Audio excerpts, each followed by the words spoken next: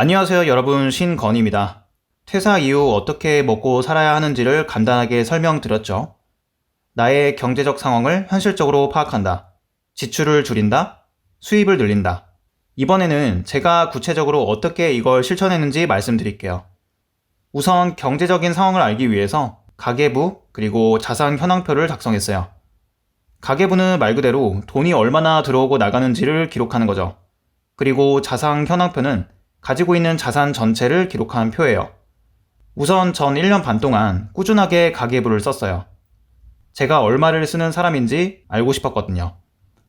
물론 수입도 기록했지만 사실 이 단계에서는 지출이 더 중요해요. 퇴사를 하게 되면 당장 들어오던 월급이 끊기니까요. 결국 얼마나 버틸 수 있을지를 알려면 지출 상황을 더 자세하게 알아야겠죠. 단기적으로는 크게 돈 나갈 일이 생길 수 있지만 나중에 길게 보고 평균을 내면 어느 값에 수렴하는 경우가 대부분이거든요. 그렇게 하니까 제가 평소에 얼마를 쓰는 사람인지가 나오더라고요. 그 이후에는 가계부는 쓰지 않고 자산 현황표를 활용했어요. 제 전체 자산이 얼마가 늘었는지 혹은 줄었는지를 한눈에 알 수 있게요. 또 투자를 할 때 참고하려고 자산 포트폴리오 내역도 정리했어요. 자산 포트폴리오는 제 자산이 어디에 얼마나 투자되어 있는지 보여주죠. 보통 퇴사를 하고 경제적 자유를 이루겠다는 분들이 위험 자산에 투자하는 경우가 많죠. 물론 수익률로만 보면 괜찮은 전략이지만 단점이 있어요. 이럴 때도 손해가 크다는 거죠. 그보다는 손해를 보지 않겠다는 전략이 장기적으로는 더 나아요. 특히 퇴사를 하고 나면 안정적인 수입이 사라지는 경우가 많아서 더더욱 손해를 보면 안 돼요. 자세한 투자법에 관해서는 다음에 다른 영상을 통해 말씀드릴게요. 그 다음으로는 지출을 줄였어요. 사실 더 정확하게 말하면 뭐를 쓰고 뭐를 쓰지 않을지를 저울질했어요. 무조건 쓰는 돈을 줄인다고 능사가 아니에요. 지출을 절대적으로 확 줄이려는 노력도 필요하지만 내 인생에 뭐가 중요하고 또 뭐가 중요하지 않은지를 파악해서 일종의 지출 최적화를 하는 게 포인트예요. 다른 일을 하려고 퇴사를 했는데 관련 강의를 듣거나 책을 보는 비용을 줄인다면 앞뒤가 맞지 않겠죠? 대신 당장은 월급이 들어오지 않으니 필요하지 않은 지출은 줄여야 돼요. 저 같은 경우는 책 사는 비용을 좀 줄였어요. 보통은 서점에서 바로 사서 집에다 쟁여두는 경우가 많았는데 웬만한 책은 빌려보는 편이에요. 애초에 본가로 들어와서 주거비용과 각종 생활비를 아낄 수 있었어요. 그렇다고 줄어든 비용만큼 다른 걸 사지는 않았어요. 물건에 관심 없는 저도 가끔은 사고 싶은 게 있는데 이제는 고민을 정말 많이 해요. 물론 당장 가진 돈으로 사는 거야 쉽지만 그렇게 지출이 쉬우면 안 되니까요. 근데 상황이 안 돼서 본가에 들어갈 수도 없고 차도 한 대 굴리고 있고 대출도 있다면 어떡하죠? 이런 상황에서 섣불리 퇴사를 할 수 있을까요? 그래서 단순히 줄이는 게 아니라 최적화라고 말씀드린 거예요. 지출의 우선순위를 분명하게 하고 내게 맞는 소비를 하는 거죠. 냉정하게 따져보셔야 돼요. 내가 지금 퇴사를 할 수 있는 상황인지 아닌지를요. 그 기준은 개인마다 다르겠지만 저는 적어도 6개월 이상의 생활비가 있는 경우에 나오라고 말씀드리고 싶어요. 그래야 조급하지 않고 찬찬히 나만의 일을 준비할 수 있어요. 이제 수입을 확보해야 하는 단계죠. 사실 덜 쓰는 것만으로는 부족해요. 결국 퇴사 라이프가 이어지려면 돈을 벌어야 하죠.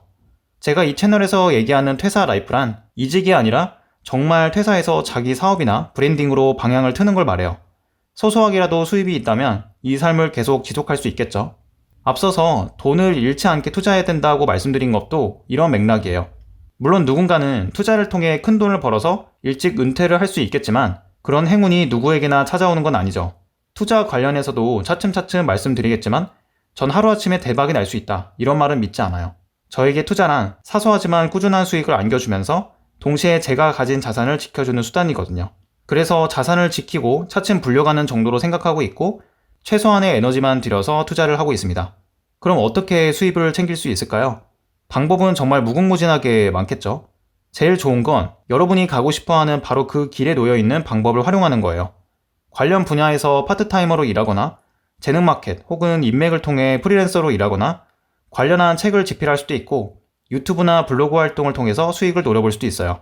별로 추천드리지 않는 건 관심 없는 분야에서 노동력을 팔아서 돈을 버는 경우예요. 이미 그런 삶을 살고 싶지 않아서 퇴사를 결심하셨거나 혹은 실천하신 것 아닌가요? 제가 계속 말씀드리는 나만의 일을 하려면 방향을 잘 설정하셔야 돼요. 꼭 커리어나 스펙에 한정돼서만 말씀을 드리는 게 아니에요. 만약 여러분이 나만의 일을 찾겠다는 결심을 하셨다면 사실 커리어나 스펙은 그다지 중요하지 않을 수도 있어요. 여러분 자신을 파악해서 목표를 세우고 그 목표를 향해 끈기 있게 한 걸음 한 걸음 전진해 나가면 돼요. 어떻게 보면 참 뻔한 얘기인데 실천하기가 어렵죠. 전 제 자신을 알았기 때문에 회사를 나오기 전부터 계속 콘텐츠를 만들고 인사이트를 공유했어요. 현재는 책 출간도 앞두고 있고 이렇게 유튜브도 하고 있고 브런치라는 플랫폼에서 글도 쓰면서 기회를 계속 엿보고 있어요. 맞는 방향을 정하고 올바르게 가고 있다면 수익은 따라올 거예요. 물론 돈 생각을 안 할 수는 없겠죠. 저도 그걸 알기 때문에 이렇게 여러분께 말씀드리는 거고요.